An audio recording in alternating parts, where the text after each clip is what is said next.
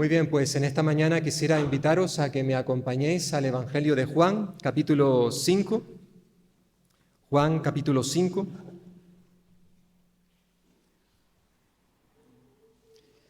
Y vamos a leer los primeros 18 versículos. Vamos a hacer un pequeño parón en los estudios del libro de Samuel.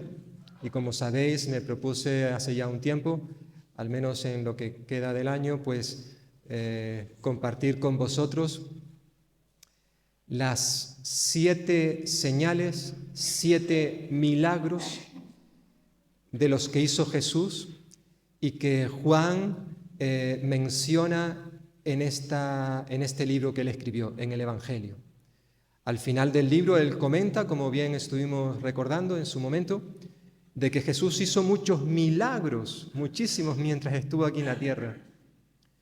Pero Juan concretamente decidió, entiendo y así lo creo, guiado por el Espíritu Santo, para escoger solamente, de entre lo mucho que hizo Jesús, solo 7 milagros, que eran suficientes para quien los conozca, quien los lea, pueda creer que Jesús es el Cristo, aquel hombre del cual hablaron los profetas en la antigüedad. Y no solamente el Cristo, sino que Jesús también es el Hijo de Dios. O dicho de otra manera, Dios el Hijo. Lo que nosotros llamaríamos hoy en día, en el argot cristiano, la segunda persona de la Trinidad. Y ya hemos visto los 2 primeros milagros y en esta mañana me gustaría ver el tercero de ellos, lo que conocemos como la sanación del paralítico, allí en Juan capítulo 5. Dice versículo 1 que después de estas cosas había una fiesta de los judíos y subió Jesús a Jerusalén. Y hay en Jerusalén, cerca de la puerta de las ovejas, un estanque, llamado en hebreo Betesda, el cual tiene 5 pórticos.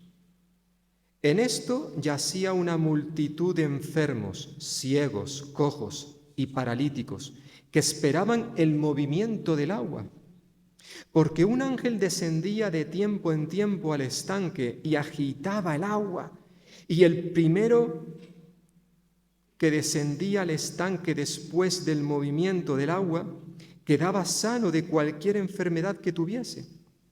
Y había allí un hombre que hacía 38 años que estaba enfermo.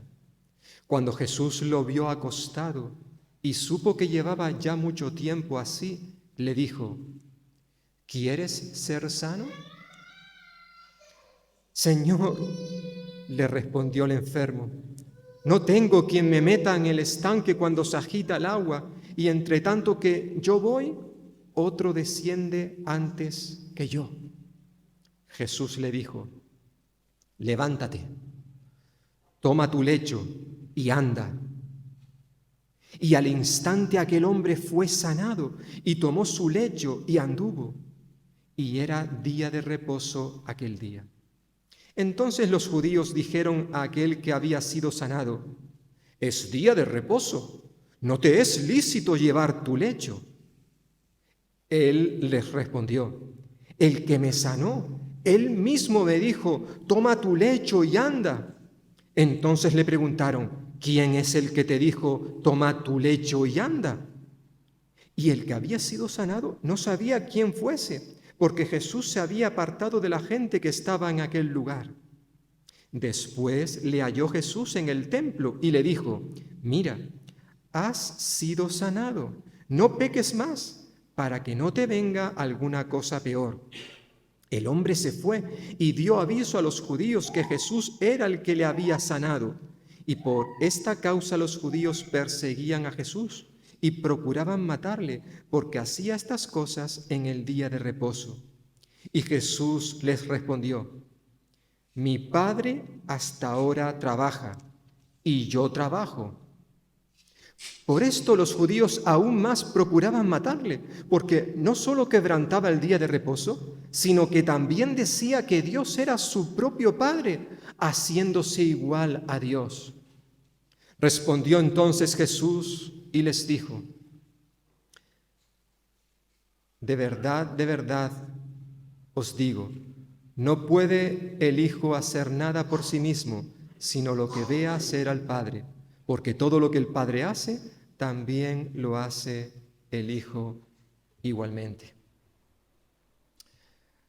Creo que todos sabéis que en nuestro país, cuando un trabajador, una trabajadora, deja de estar en condiciones aptas para desempeñar un trabajo, ya sea por causa de enfermedad, de un accidente o por estar embarazada, pues a esa situación la Seguridad Social la denomina incapacidad laboral. Y hay al menos 4 tipos, por así decirlo, de causas que permiten a una persona pues estar o ser incapaz de realizar un trabajo. La Seguridad Social al menos reconoce 4 tipos de incapacidades. Por un lado está la incapacidad temporal, en segundo lugar está la incapacidad parcial, luego está la incapacidad permanente, que puede estar dividida en 2, la incapacidad permanente total, es decir, una persona no puede trabajar, ejercer su profesión, aunque sí puede trabajar en otras cosas. Y luego está la incapacidad absoluta, donde no es capaz de realizar ningún trabajo. Esta sería la tercera, aunque está dividida en 2 partes. Y luego la cuarta sería la incapacidad por gran invalidez, que son las personas que no solamente no están capacitadas para realizar un trabajo, sino que además necesitan ser asistidos, necesitan ayuda para casi cualquier tipo de actividad de las que hace día a día. Son personas completamente dependientes. Hay en España casi 5 millones de personas que afirman tener algún tipo de discapacidad, y los problemas de movilidad es el tipo de discapacidad más frecuente que hay en nuestro país.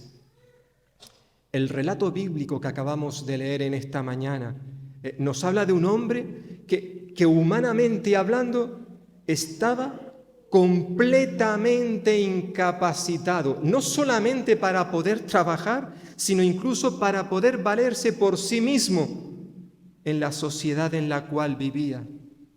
Él necesitaba la ayuda de otras personas para poder sobrevivir. Quizás tú y yo conocemos a alguien que está en esa situación, que realmente, si no fueran por otros, no podrían sobrevivir, no podrían desenvolverse en la sociedad en la cual vivimos. En este relato pues tenemos un ejemplo de esto. Y Juan, el apóstol Juan, como si se tratase de un pintor que pinta un lienzo, aquí describe con suma maestría la escena de este milagro. Nos habla del cuándo sucedió. En cierta forma responde a esta pregunta: ¿cuándo sucedió? ¿Dónde ocurrió? ¿Quiénes estuvieron involucrados? ¿Qué sucedió exactamente? Por un lado, versículo 1 nos dice dónde sucedió este milagro que hizo Jesús. Fue durante la celebración de una fiesta. Versículo 1, después de esto había una fiesta de los judíos y Jesús subió a Jerusalén. No se nos dice exactamente a qué fiesta así hace referencia aquí Juan. Sabemos que habían 3 grandes fiestas en Israel, que era la fiesta de la Pascua, la fiesta de Pentecostés y la fiesta de los tabernáculos. No sabemos si era alguna de estas fiestas o era otra de las muchas que había en Israel. Lo que sí se nos dice, lo encontramos en el texto, es que había una fiesta. Por tanto, era un día, un tiempo de regocijo, de alegría, de celebración, aunque no para todos era un día festivo. El relato de este milagro se nos dice que ocurrió en Jerusalén. Jerusalén tenía diferentes puertas para poder entrar en ella. Y concretamente este milagro sucedió cerca de la puerta de las ovejas, versículo 2. Allí había un estanque, una piscina, llamada en hebreo Betesda, una palabra que básicamente significa casa de misericordia, el cual tenía 5 pórticos. Probablemente, sin duda, aquellos pórticos proporcionaban protección de las inclemencias del tiempo a aquellos que se cobijaran bajo ellos. Además, se nos dice que en ese lugar yacía, versículo 3, una multitud de enfermos, ciegos, cojos, paralíticos, que esperaban el movimiento del agua. Al parecer, en aquel estanque sucedía algo asombroso, algo milagroso, y es que cada cierto tiempo, no se nos dice exactamente cada cuánto tiempo sucedía esto, pero sí que cada cierto tiempo el agua de aquel estanque, de aquella piscina, se agitaba, al parecer de manera sobrenatural, según el texto, aunque algunos opinan que más bien era algo natural que ocurría debido a las aguas subterráneas, corrientes que habían debajo de aquella zona. Lo cierto es que después del movimiento del agua, la primera persona que se zambullía, que se metía en aquel estanque, quedaba sano de cualquier enfermedad que tuviera. Versículo 4. Hoy nosotros sabemos, hemos escuchado, y quizás hemos ido a lugares donde personas que tienen algún tipo de dolencia, pues van, ya sean balnearios, ya sean manantiales de aguas termales, a las cuales se les atribuye propiedades medicinales. Personas que incluso dan testimonio de que cuando han ido a tal o cual lugar, pues han sido sanados de sus dolencias. El texto nos dice que en ese estanque estaban tendidos, acostados, una multitud de personas que estaban enfermas. Algunos eran ciegos, otros cojos, otros paralíticos. Probablemente muchos de ellos quizás pasaban el día allí, a ver si había suerte y les tocaba justo en el momento en que se movían las aguas. Personas que iban y a lo mejor sus familiares luego lo llevaban a casa hasta el día siguiente, pero otros quizás pasaban días y noches en aquel lugar, esperando ser el primero para entrar en la piscina.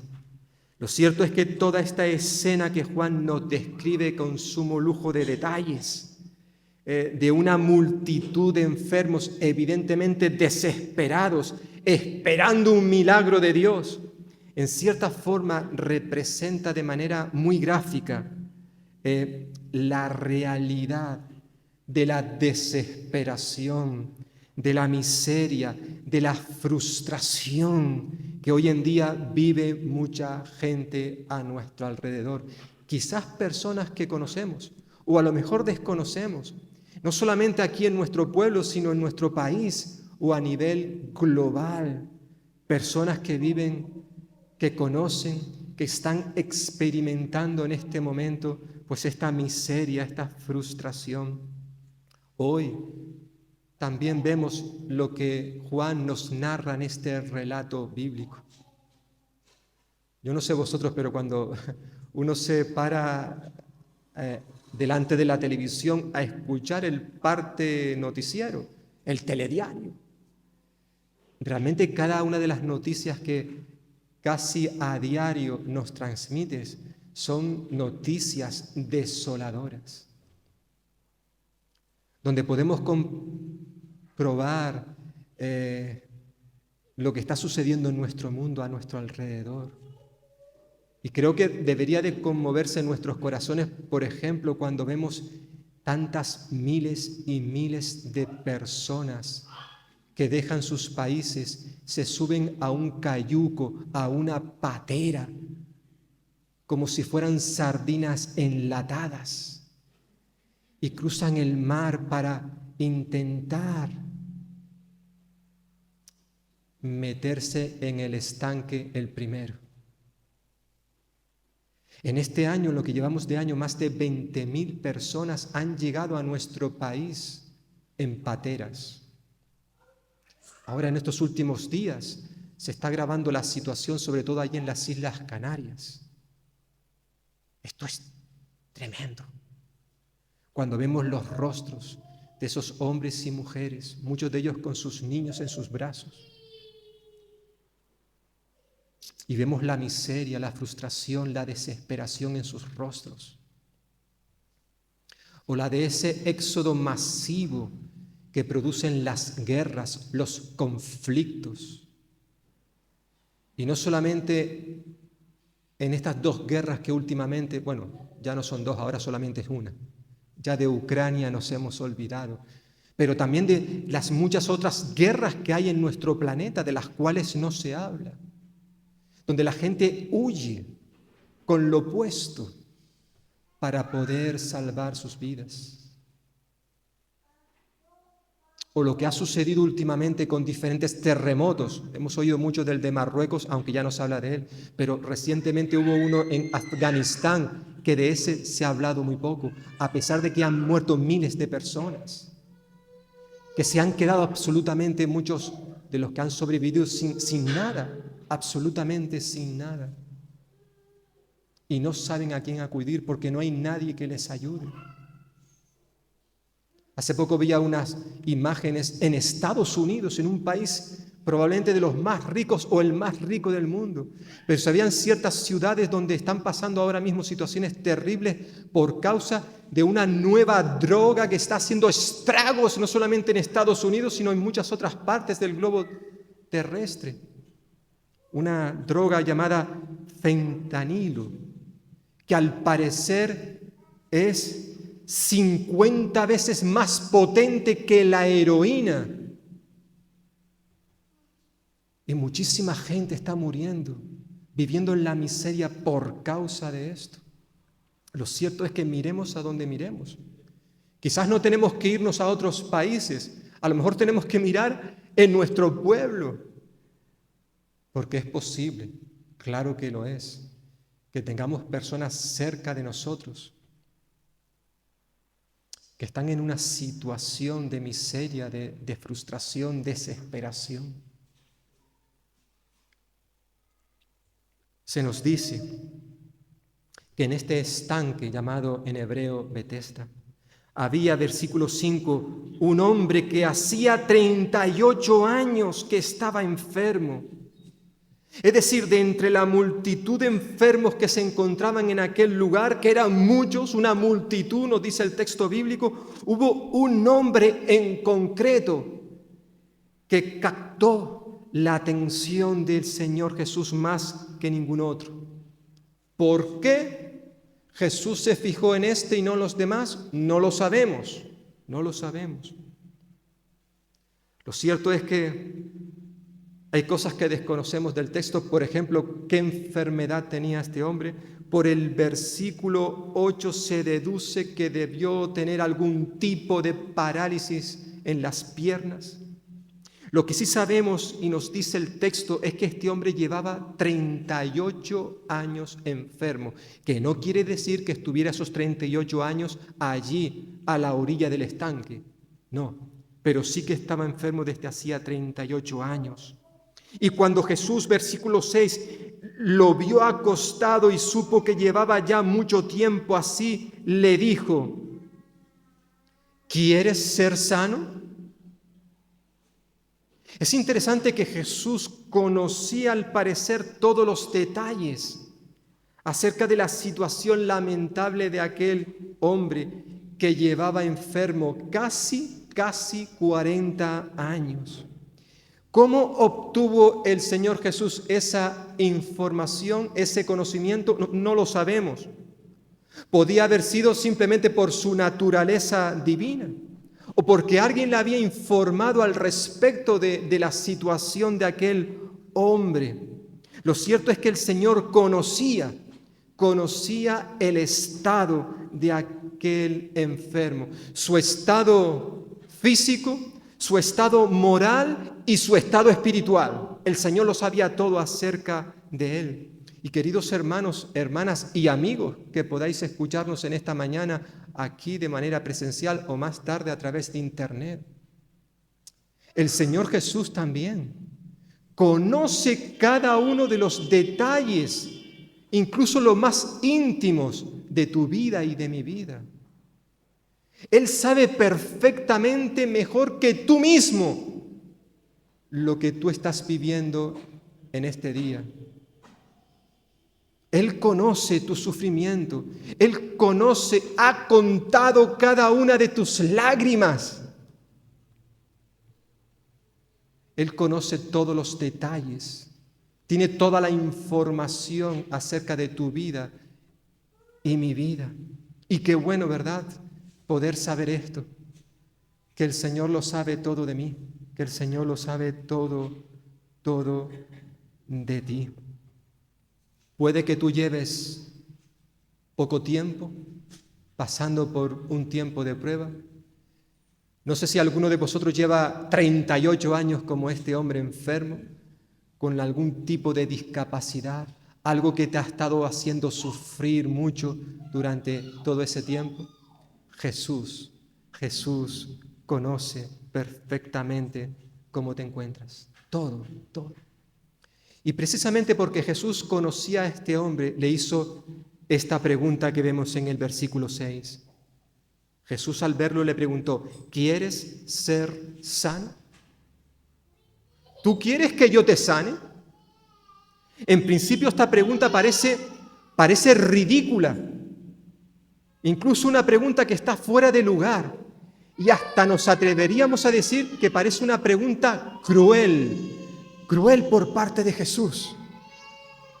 Es como si tú y yo estuviéramos navegando en un barco y de repente nos encontramos a alguien que se está ahogando y nos acercamos con nuestra barca y le preguntamos, ¿tú quieres que yo te salve?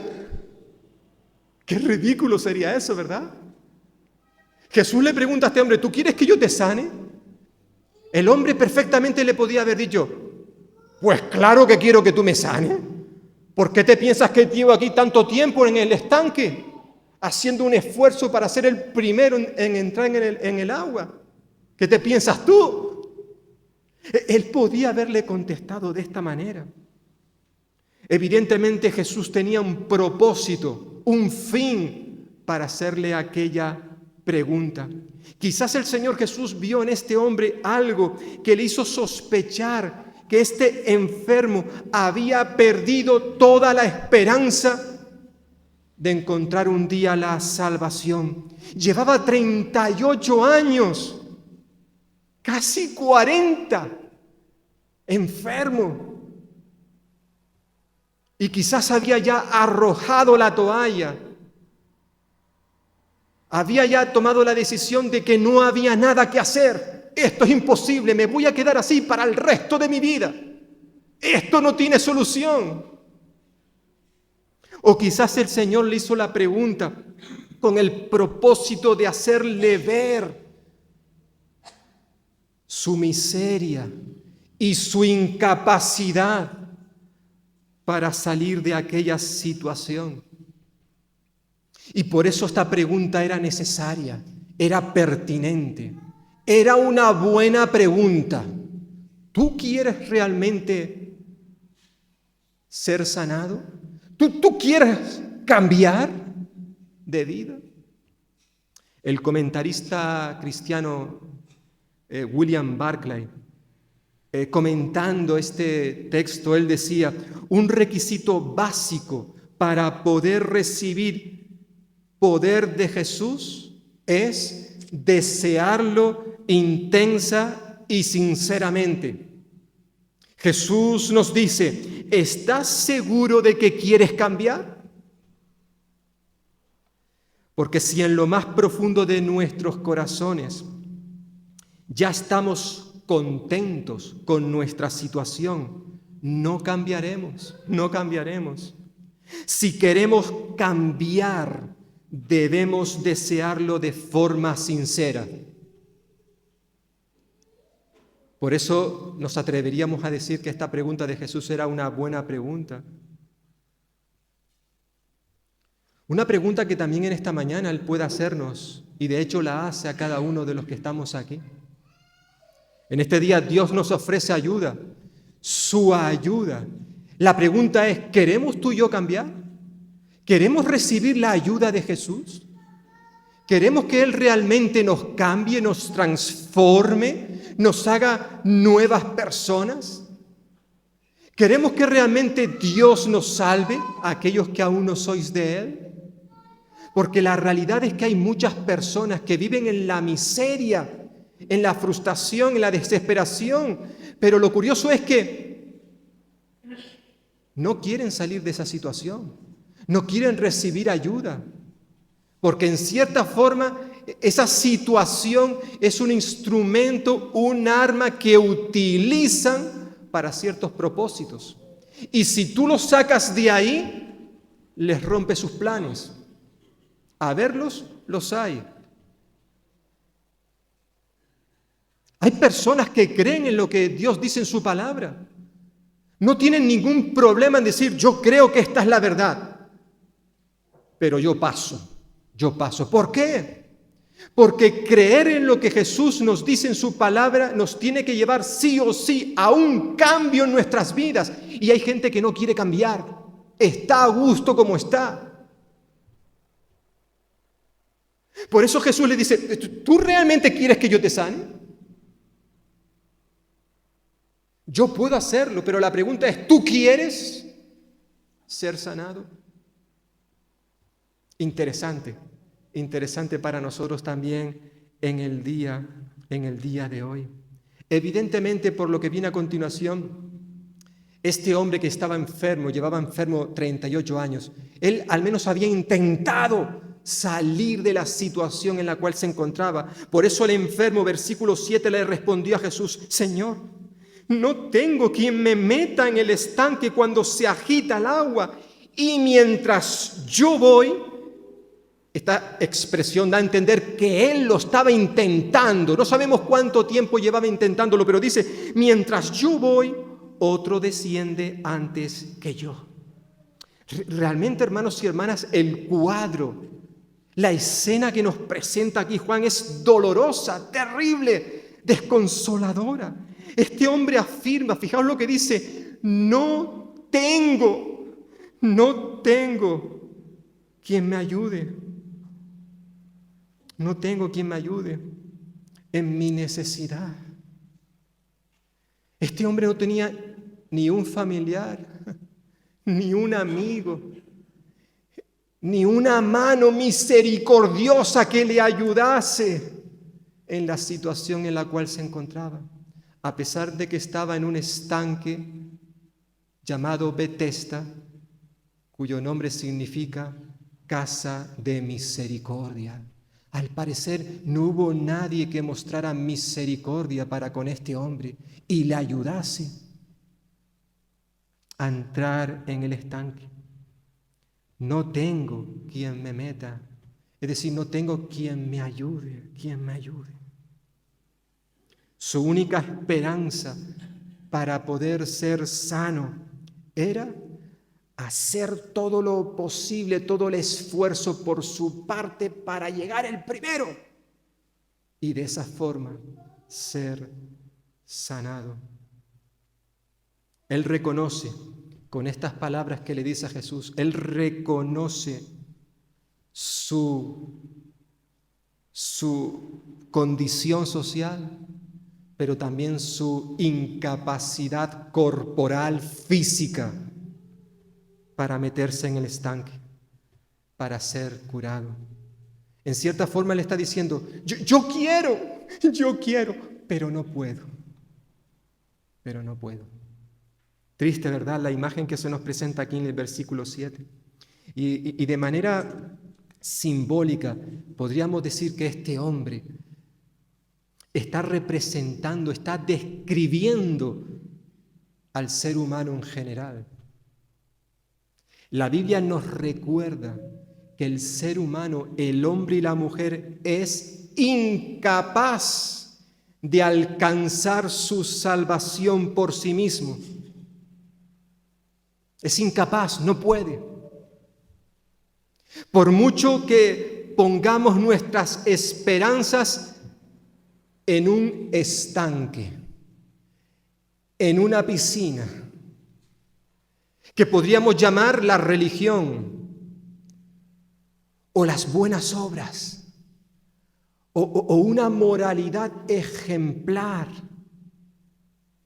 Nada de esto jamás podrá satisfacer nuestra mayor necesidad.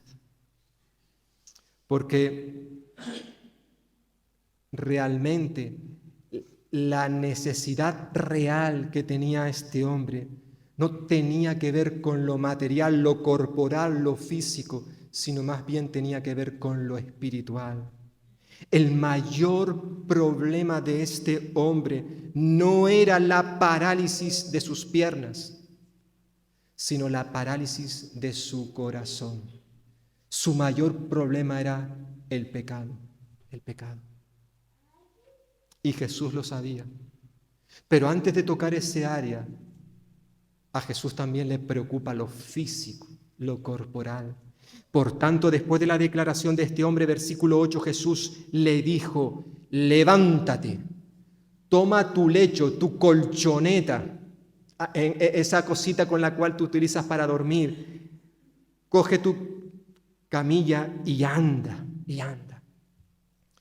Probablemente a aquel hombre se le quedó la cara de piedra, asombrado. Él acaba de admitir, de reconocer delante de un hombre al cual no conoce porque él no sabía quién era Jesús. Él acaba de admitir que era completamente incapaz de poder llegar al estanque primero. Y ahora Jesús le reta, le desafía con 3 mandatos seguidos, uno tras otro. Le dice: levántate, toma y anda. Este hombre llevaba 38 años enfermo, una enfermedad que le había incapacitado a hacer estas 3 cosas que Jesús le estaba diciendo. ¿Era posible hacer todo aquello? Bueno, humanamente hablando, no era posible que él lo hiciera. Pero aquel hombre, debido a que confió y obedeció las palabras de Jesús, entonces pudo experimentar en su vida lo que Jesús le estaba diciendo. Nos dice que al instante, versículo 9, primera parte, al instante aquel hombre fue sanado y tomó su camilla y anduvo. Al instante, dice el texto, es decir, inmediatamente fue sanado. Dios obró el milagro en la vida de aquel enfermo, de aquel hombre. Pero eso sí, hemos de prestar atención a lo que el texto nos dice. Aunque Dios manifestó su poder, esto no eximió al hombre de poner de su parte, de esforzarse en lo que Jesús le había pedido que hiciera. Levántate, toma y anda. Y fue cuando el enfermo obedeció las palabras de Jesús que él pudo descubrir que cuando el Señor pide algo, Él también nos da los recursos necesarios para poder hacer lo que Él nos pide. Y esto sigue ocurriendo en el día de hoy, hermanos y hermanas y amigos. Como tantas veces he dicho, nunca Dios nos va a pedir algo que Él sabe que no podemos hacer. No. Todo lo que Dios nos pide que hagamos en su palabra es porque Él sabe que tú y yo podemos hacerlo. La cuestión es si estamos dispuestos, si queremos. Es una cuestión de voluntad, no de capacidad. No. Tú y yo podemos hacer lo que nos pide el Señor que hagamos. Porque si no pudiéramos, Él no nos pediría eso, que hiciéramos tal o cual cosa. Tristemente, a veces tú y yo decimos, yo no puedo hacer esto. Imposible. Dios nos pide, por ejemplo, perdona a aquel que te ha ofendido. Perdonaos unos a otros. Y hay creyentes que dicen, yo no puedo perdonar. ¿No puedes o no quieres? Es que yo no puedo, tú no sabes lo que me ha hecho. Pero Dios sí te pide que perdones, es porque Él sabe que tú puedes perdonar. Es una cuestión de tu voluntad. ¿Tú quieres obedecerle? Y podríamos poner muchos ejemplos de cosas que Dios nos pide que hagamos, pero tú y yo decidimos no hacerlas, en base a que no podemos. Este hombre quizás, cuando Jesús le dijo, mira, levántate, en este momento levántate, toma tu colchoneta y vete a tu casa. Él podía haber dicho, pero ¿de qué va este? ¿Es que no sabe que yo llevo 38 años sin poder hacer esto? ¿Quién se ha creído? Él no sabía, lo dice el texto, cuando le preguntaron los judíos, ¿quién te ha sanado? Y dice, no sé, yo no conozco quién me hizo esto. Pero tú y yo, hermanos y hermanas, conocemos quién es Jesús. No lo conocemos todo, pero sí conocemos algo de Él, más que el enfermo del que se nos habla en este relato. Y sabemos que si Él nos pide que hagamos algo, es porque Él sabe lo mejor para ti y para mí. Y si tú y yo decidimos decir, yo no creo que Dios pueda hacer esto, estamos diciendo, entre otras cosas, que Dios es un mentiroso. Nos olvidamos que lo que es imposible para el hombre, para Dios es posible. Solo hay que creerle, creer lo que dice su palabra, su palabra. Lo cierto es que al instante, este hombre fue sanado. Versículo 9. Pero de repente, el texto a partir de la segunda parte del versículo 9 hasta el versículo 18, el relato da un giro de 180 grados. Aquel día tenía que ser un día de gozo, de alegría, no solamente porque era una fiesta, sino además porque un hombre que llevaba 38 años enfermo había sido sanado. ¡Wow! Vamos a celebrarlo, pero no.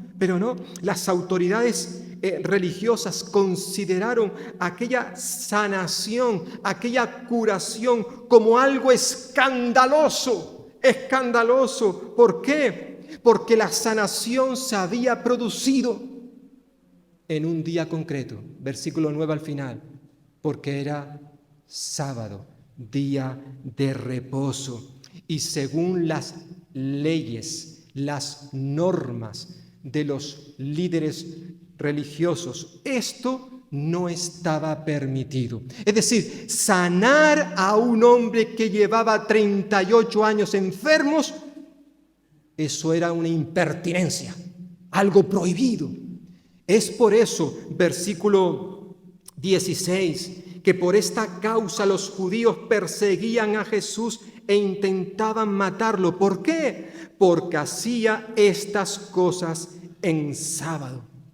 Y ante esta actitud de rechazo por parte de las autoridades religiosas judías, el Señor les dijo, versículo 17, mi Padre hasta ahora trabaja y yo trabajo.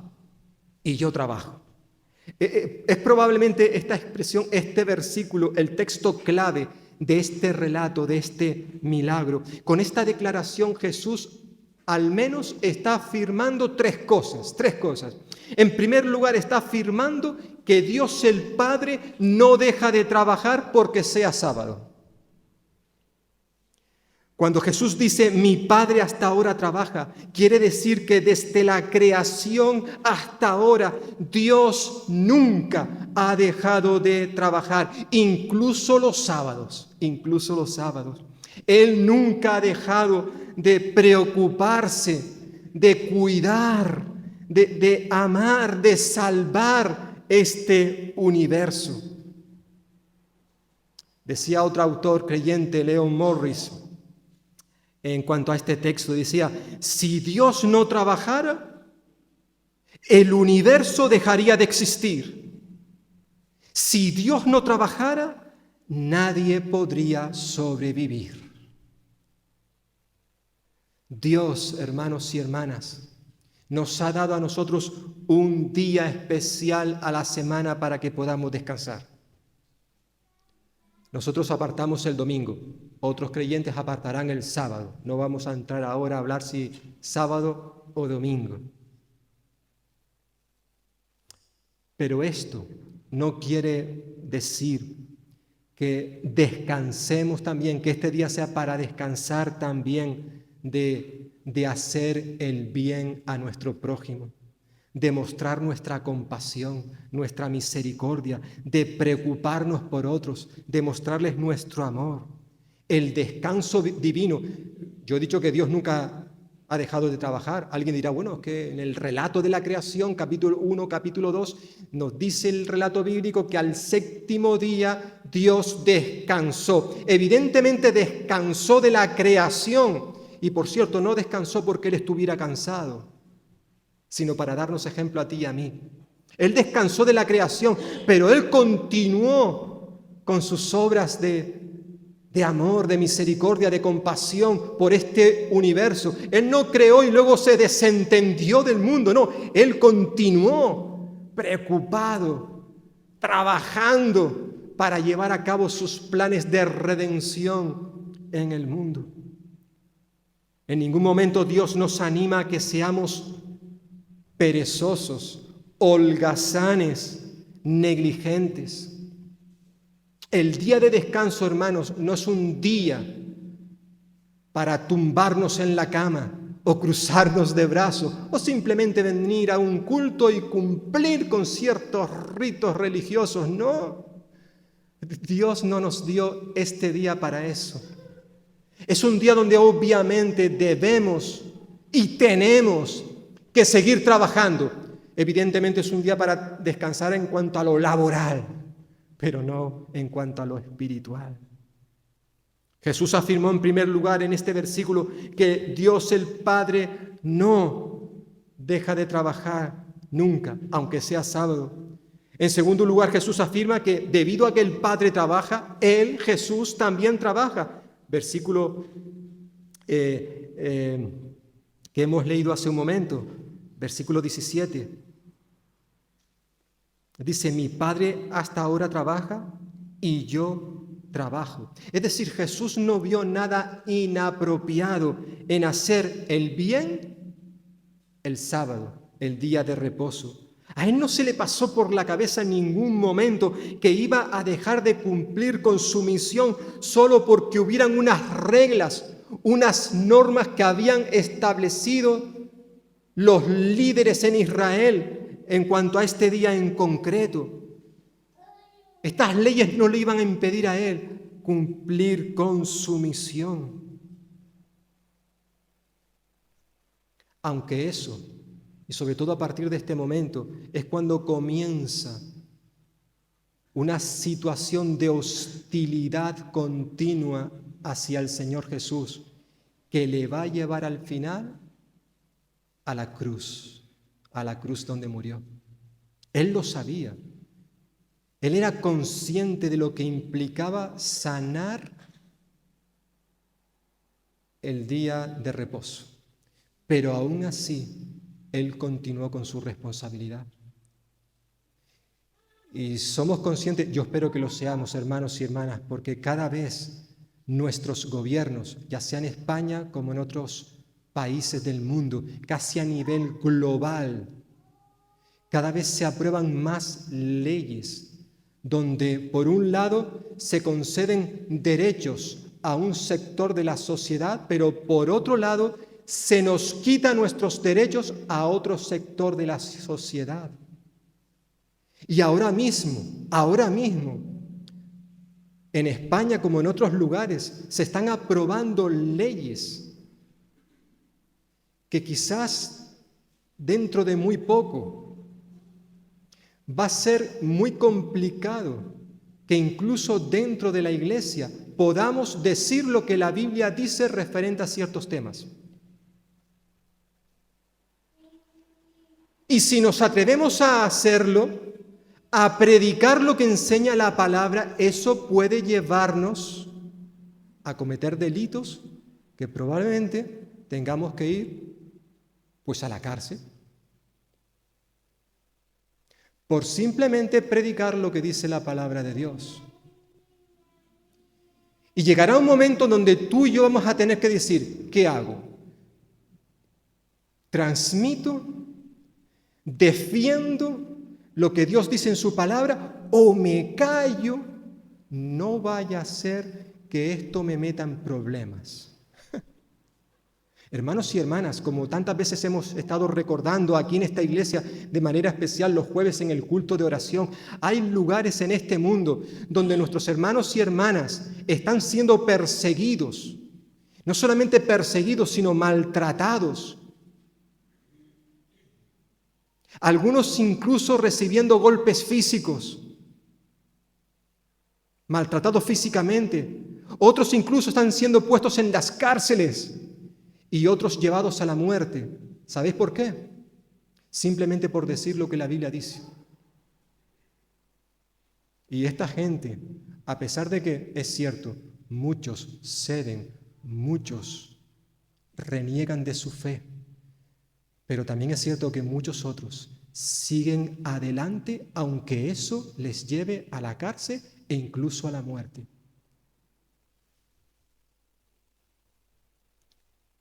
Y vivimos tiempos donde cada vez va a ser más complicado aquí en nuestro país poder proclamar las verdades eternas.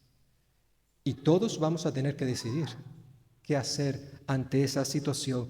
Jesús se negó rotundamente a dejar de hacer el bien simplemente porque habían unas leyes, unas normas que decían esto no se puede hacer en sábado. Él dijo, no. Eso es lo que dicen algunos, las leyes humanas, pero eso no es lo que yo he enseñado. Y se atrevió a proclamar las verdades del Señor.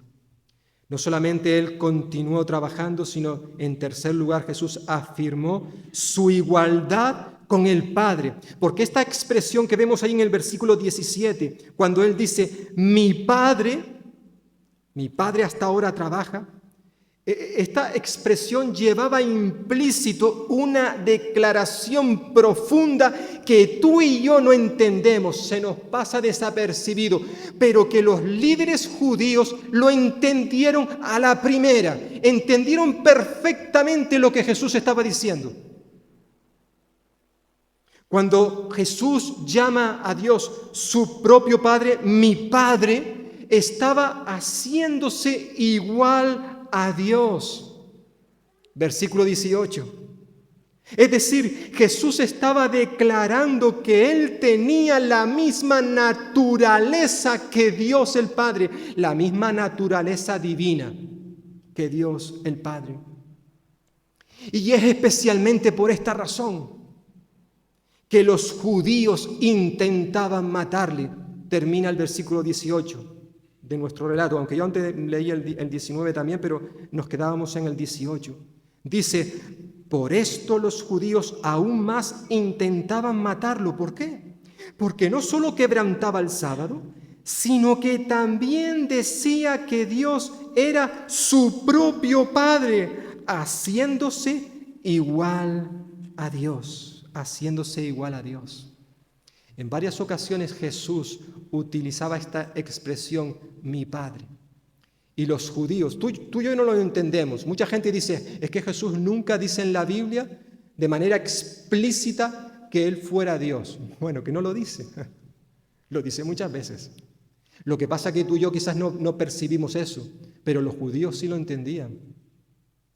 Varias veces cuando Jesús, si vamos un poquito más adelante, capítulo 10, fijaos, varias veces Jesús utiliza esa expresión. Y en el capítulo 10, por poner un ejemplo, capítulo 10, versículo 30, Jesús dice, yo y el Padre uno somos. Fijaos qué expresión. Yo y el Padre uno somos. Entonces los judíos volvieron a tomar piedras para apedrearle. Jesús les respondió, muchas buenas obras os he mostrado de mi Padre. ¿Por cuál de ellas me apedreáis? Y fijaos lo que respondieron los judíos, diciendo, por buena obra no te apedreamos, sino por la blasfemia, porque tú, siendo hombre, te haces Dios. En cierta forma, con esta expresión, el Señor Jesús se está identificando como una persona divina. Y en cierta manera, ya en estas palabras, Juan está señalando el propósito por el cual escribió este evangelio. ¿Lo recordáis? Lo hemos dicho al principio. Estas cosas, todas estas cosas se escribieron, dice Juan, para que creamos que Jesús es el Cristo y el Hijo de Dios. Dios, el Hijo. Juan está manifestando que este Jesús es Dios hecho hombre. También, versículo 18, decía que Dios era su propio Padre, haciéndose igual a Dios.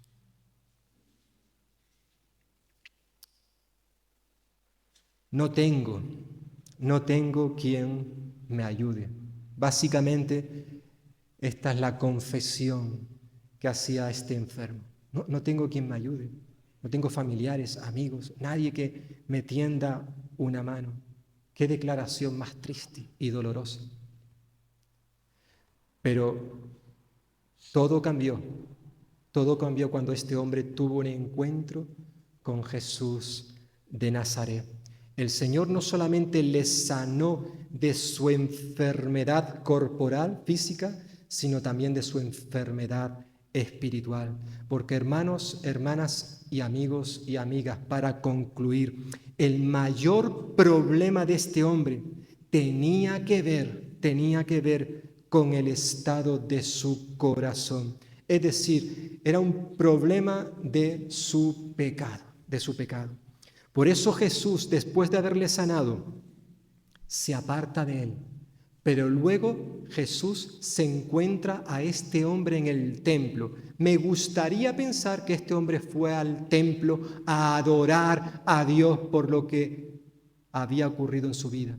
Y allí en el templo Jesús se lo encontró, versículo 14, y le dijo, versículo 14, mira, has sido sanado, no peques más, para que no te suceda algo peor. Estas palabras dan a entender que aquel hombre, aunque había sido sanado de su enfermedad física, él continuaba con su vida de pecado, como antes de su enfermedad, estando enfermo. Así que ahora Jesús le está pidiendo que rompa con su antigua manera de vivir y que se reconcilie con Dios. No continúes pecando. Yo te he sanado con un propósito. Úsalo. Yo he hecho un bien poderoso en tu vida para que ahora cambies de manera de vivir. Porque no hacerlo le traería algo peor que la enfermedad. Esa expresión que aparece ahí dice, no peques más para que no te suceda algo peor. Probablemente está haciendo referencia al castigo eterno.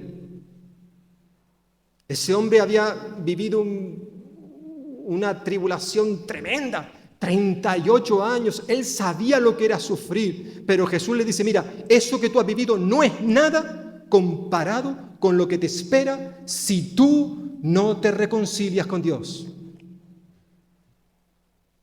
Y nos gustaría pensar que aquel hombre le hizo caso a Jesús. Y hermanos y hermanas y amigos, sobre todo amigos, Jesús en el día de hoy sigue teniendo poder para sanar físicamente a las personas. Que no quiere decir que lo haga con todos. Jesús sana a personas enfermas. A unos sí, a otros no. ¿Por qué? Él es soberano. Él sigue teniendo poder para restaurar familias rotas. Él sigue teniendo poder para dar trabajo a aquellos que no tienen trabajo. Jesús sigue teniendo poder para hacer maravillas, milagros en este mundo, pero no olvidemos, nunca olvidemos que el mayor problema del ser humano es su pecado. Tiene que ver con lo espiritual, con lo espiritual. Y a menos que nos reconciliemos con Dios, no podremos obtener su perdón y su salvación. En esta mañana Jesús se sigue acercando a nosotros y nos pregunta, ¿quieres ser sano? ¿Tú quieres que realmente yo te salve? Hermanos y hermanas, aquellos que ya somos creyentes, que quizás estamos pasando por momentos de tribulación, de prueba, que hay problemas en nuestra vida y muchas veces y en muchas ocasiones, muchos de esos problemas vienen ocasionados por nuestros pecados. ¿Tú quieres que Dios te cambie? ¿Que Dios te transforme? ¿Que Él haga algo nuevo, maravilloso en ti y en mí? Él puede hacerlo, pero la cuestión es, ¿queremos nosotros? ¿Queremos cambiar o estamos contentos como estamos? Jesús, como vamos a ver ahora, entregó su vida por ti y por mí precisamente para que fuéramos diferentes, para que no sigamos siendo los mismos, sino que seamos nuevas criaturas, que podamos decir que las cosas viejas pasaron y que a partir de ahora todas las cosas son nuevas en Cristo Jesús. Amén. Pues que el Señor bendiga su palabra en cada uno de nosotros.